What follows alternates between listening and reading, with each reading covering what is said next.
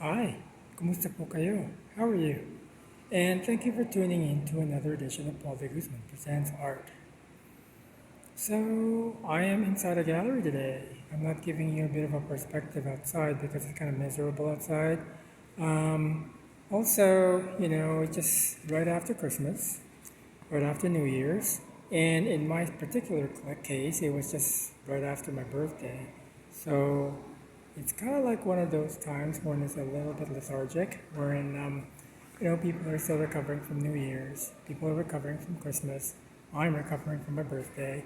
So a lot of things right now is kind of like in flux because people are not really sort of like in the mood to do anything. So people are just trying to sort of like see what the new year is up for them. So today I'm here at the Vancouver Art Gallery and I want to share the work of a particular artist that I admire.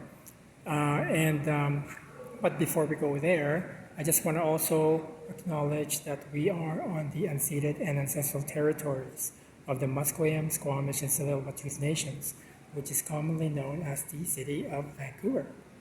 So now that I've got that introduction all done with, I'm going to have some information about the show in the description area. And also you have to forgive me because I'm not using my gimbal to do this recording. I can understand the gallery's policy of not having any flash photography in the gallery, as well as any mechanisms like selfie sticks and gimbals. So I'm just going to go and wing it and see what comes up. And hopefully you will enjoy this video. So the Vancouver Art Gallery is one of the iconic galleries here in downtown Vancouver. And they're open pretty much every day except for Tuesday, I think. But the one thing you should actually know is that on a Friday, between 4 o'clock and 8 o'clock, is a free day. So you can go inside the gallery for free. But the best thing for you to do is to actually go on their website and register. Because I think right now, all 4 floors are open, so they can sort of like accommodate up to about 800 people. But it's always a good idea to sort of just get that like QR code so that you can go in without any problems. I'll have all of that information in the description area, including some information about the current show, which is, incidentally, the works by Denyse Thomasos at the Vancouver Art Gallery. And we're just going to go in and have a look, okay? Also, I might be sort of like doing a little bit of a pausing of certain things, just sort of like make the transition a little bit easier. So when you're going up the gallery, the steps that we just came from, you're going to be confronted by this work, which in a way kind of like deals with a lot of like architectural elements, a lot of like modernist elements, expressive sort of like expressive minimalist painting, if that's actually a thing. But I thought I'd just kind of let you know a little bit about the artist. Just so you know, the entire second floor is actually dedicated to the work of Denyse Thomasos. So I'm just going to go and focus on that one for a little bit while this fellow walks in front. And so you can see the scale of the paintings, because the paintings are actually quite large. She's one of those artists who can actually gravitate from small scale to large scale very easily. And that in itself is actually quite a feat to actually attain, because not everybody has that ability. There, that's a bit better. I'm going to have that information in the description area. So if you need to sort of like refresh your memory, you can just go and have a look.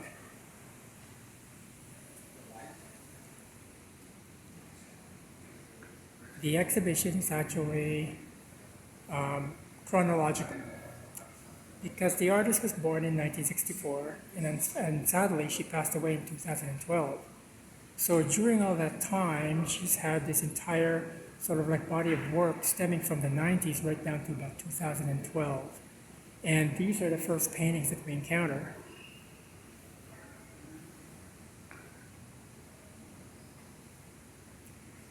You know, when I first saw this work, these particular works anyways, there's kind of like a sense of foreboding about them. It all kind of reminded me of Francisco de Hoya, who is an 18th century Spanish artist who was actually quite famous for the that little war series that it did, which has a lot of really graphic images, casualties of war, something like that. But this particular one is the only one I think in the show that is a print, and I really quite enjoy this sensibility that she has when you're sort of like looking at, like this is probably one of the few figurative works in the show, because she's like gravitated from figurative in the 90s to more of an abstracted sensibility. So what we'll do is we're just going to go to the next gallery, and I'm just going to pause it for a little bit. Okay, continuing on. So this part of the exhibition pays homage to the grid. And I guess in a way, it sort of like gives you an idea in terms of how she arrived at the grid. This particular work, for example, when I'm looking at them, it kind of makes me feel like it was one of the French expressionists, you know, because there's a lot of grids in the work. And there's a lot of information about the artist scattered around the entire floor. There's a video and just a little bit of information about her. She was born in Trinidad and Tobago. And her family immigrated to Canada, where she established herself in the Ontario, Toronto area. And then she went over to, I think she got her training as a painter in Yale University in Philadelphia. And from that point on, she had sort of like got a position as a professor of painting over at the Tyler School of Art in Pennsylvania. The thing about the works is that because she is like an Afro-Caribbean artist, there's a lot of work that tends to sort of deal with aspects of the slave trade in terms of like slavery, in terms of how a lot of people from the Afro-Caribbean nations made their way to Canada. And so that is an aspect of her work that is very, very important to her. So you see these grid patterns over here. They're actually sort of like representations of cages when you look at them. But she also kind of deals with the architecture in the sense that architecture is a mechanism of control, you know, because like when you're sort of looking at, let's say, the slave trade, there's this sense of the boats being the architecture of slavery and sort of like using those as a trope for her painterly excavations and painterly historical excavations of these of her history. So I'm just going to go pause for a little bit, and then we're going to go to the next gallery. So I'm just going to turn around because there's this really wonderful quote over here that I want you to read for a little bit before we go into the large gallery. So these works are still dated, like in the 1990s. And there's a certain sense of physicality about these works that are really quite fantastic.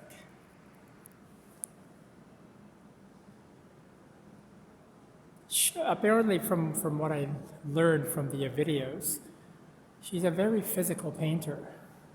She tends to sort of like use scaffoldings and use long brushes in order to like reach to the certain height, because this painting is about, I would say, 12 to 15 feet high, approximately about 16 feet long.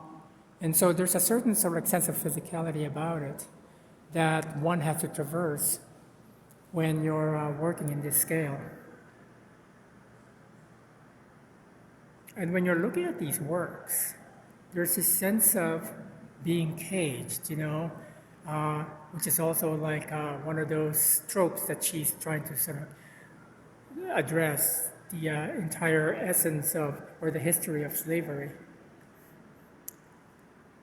And it's kind of interesting too, because right now, in the last few years, there has been sort of this sense about the Black, Indigenous, and people of color sort of like sensibilities as sort of like opposing Western art colonial history. And this is probably the first time I've seen her work here in the West Coast, because a lot of the work that she's been doing has really been sort of like engaged in certain sort of identity politics and diasporic exhibitions. But now we can sort of like really look at it in a retrospective way. I mean, she passed away in 2012. It's 2024 now. So it's taken that long for the institutions to actually sort of like give her the recognition that she deserved. So we're just gonna do a final pan of this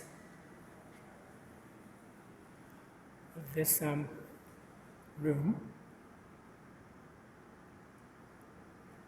and then we're just gonna go over here, pause it for a little bit. Okay, so we're in another room right now, and then this room contains a lot of the work that she did when she was doing residencies internationally, because she's also quite an avid researcher and traveler. So she wanted to experience different realities, not just like with Afro-Caribbean realities, but also traveling to Asia, traveling to Europe, sort of like absorbing what different cultures have. Perhaps there's a certain commonality with regard to the social commentary that she's trying to sort of like deal with in her paintings. I mean, the thing about the paintings is that you can actually look at it from like academic painting tradition. But of course, when you look at it that way, you're kind of like always referencing Western art historical tropes, right? Which is, in a way, a very colonial thing as well. So just sort of like riffing off of the artistic residencies, there's also this little vitrine that has a collection of her photographs from her travels. I'm just gonna go pan slowly. Some of them are from Cambodia, some of them are from China, and I'm sure she's visited the Caribbean, Trinidad and Tobago, where she's from. There was another thing that I was trying to sort of like figure out about the works. But when you look at the works as we're traveling through here, these are probably the 2000s now, there's this sense of architecture that is becoming more and more prominent in her work.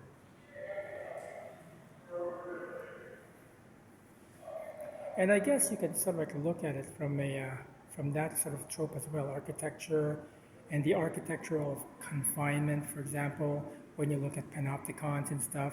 And it's funny because I mentioned the panopticon because there's this work that she did, which was a commission that actually deals with the essence of the panopticon, which is a mechanism for maintaining order in a prison.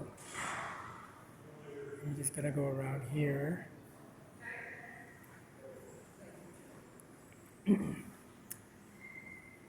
And another thing that kind of like went into her work a little bit later is the infrastructure or the architecture of the boat, which is kind of like more of a reference to slavery boats. But when I'm looking at this painting right now, and I'm looking at these buttresses, they're almost kind of like a bit reminiscent of, you know, Gothic cathedrals and having those flying buttresses to stabilize architecture. And this is the other iconic painting that you can see in the show. I'm just going to pause it for a little bit. Sorry for the abrupt transition there. I was distracted. But anyways, the gallery isn't very busy today. It's a Monday, and it's raining outside, and most people are probably back to work. But I was actually referencing the panopticon, which is what this circular thing is all about. And it's a piece of architecture that is actually used for maintaining peace and order in a prison. So that in itself is sort of like referential to the history of the slave trade, and also using architecture as a mechanism of control. And this is the artist, picture of the artist as she was working on this. And you can sort of like look at the gesture that she's doing, right? She's a very sort of like manual painter. The gesture becomes part of the work. So all of the exertions that she has when she's painting, that becomes the work. It's not just a painting on the wall. There's a reason why the scale of this work is so large. It's because she's a very active physical person, and her personality comes through to the work. So let's just gonna go to a little bit of an area here and pause for a little bit. And in that same section are some other paintings. They're much smaller. Because the thing about it is that the scale of the works, they're pretty much sort of like from medium to large scale works. And it's interesting to sort of like note that in the last few years, a resurgence of a lot of artists who are from the Black, Afro-Caribbean, people of color, and indigenous. And last year, when I was actually doing some sort of like reporting, I guess you can say, of art here in Vancouver, there have been a couple of female Afro-Caribbean artists that I spotlighted. I'm going to put a link to those artists. One of them is Carice Mitchell, who recently had a show at the Burwood Art Foundation. And another artist is Rebecca Baer, who is having a show or had a show at the Evergreen Cultural Center. And we're also approaching a few of the drawings that she did. These are very small drawings. They're actually less than letter size.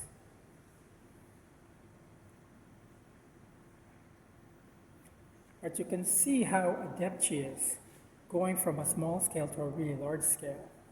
And I mentioned earlier that very few artists actually have that capacity to actually even deal with scale on that magnitude.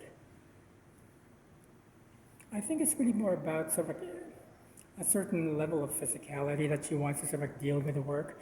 She can be intimate with it. She can be sort of like outward with it, but she can also deal with it from like an intimate physical or like a very sort of like exhausting physicality when she's working with the work.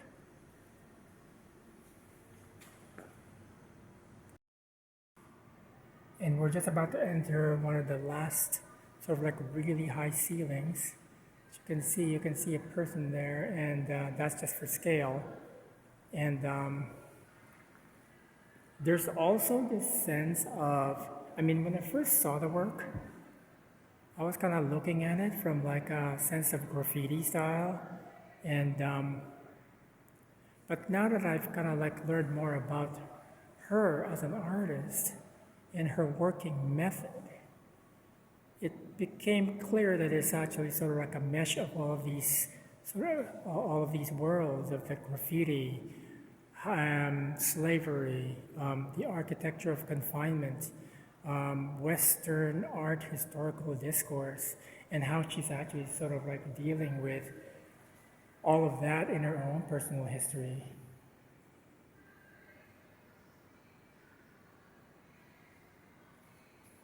This entire room has more kind of like dealing with transportation, like subways, infrastructure of movement.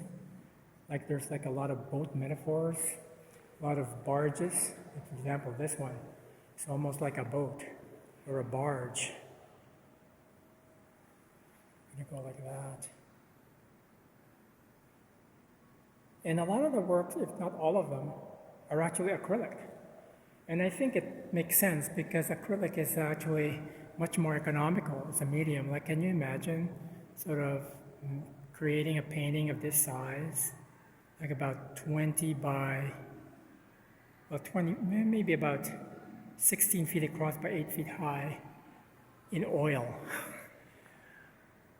There's also this sense about the monumentality of painting the monumentality of the history of painting. When you look at, let's say, the paintings by Delacroix during the French Revolution, it kind of deals with that scale. And so sort of like dealing with the essence of the history of slavery in that scale. So I kind of like sense that in these works. I'm just going to do a little bit of a pan.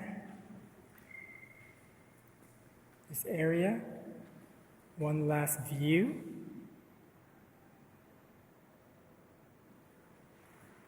And then we're going to transition to, and now we're going to transition to the very last gallery that is more like an investigation into her working process. Because a lot of them are actually works on paper and plans on executing the works.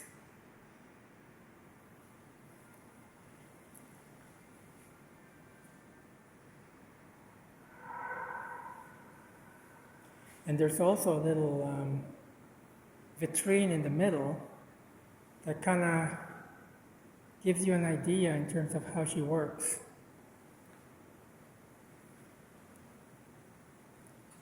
There's a really terrific set of videos that are about 5 minutes each that really gives a really terrific sort of like sense of her process and how she kind of deals with her painting practice.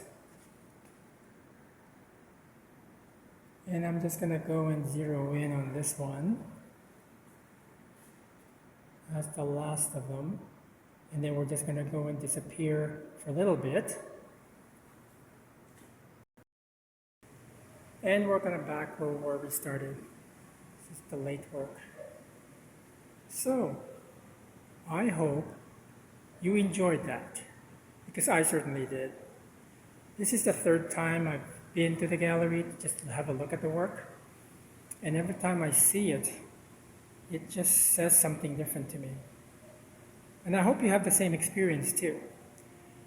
If you lasted this long, well, congratulations. You obviously liked the video. Maybe just put the thumbs up button then, in case you forget. Also, if you would like to be notified of future episodes of this channel, please consider subscribing. It's free, and it's not going to cost you any money anyways. So like I said, I'm going to have a lot of this information in the description area, including the times that the gallery is open. Friday nights are free to go inside the gallery from 4 p.m. to 8 p.m. Remember that. And thank you so much for engaging with me today with the work of Denyse Thomasos at the Vancouver Art Gallery. And the show is going to be on till about, I think, early March. And on that note, thank you very much. Maraming salamat po sa inyong lahat. Thank you very much to all of you. Have a great day, and I am out of here. Goodbye.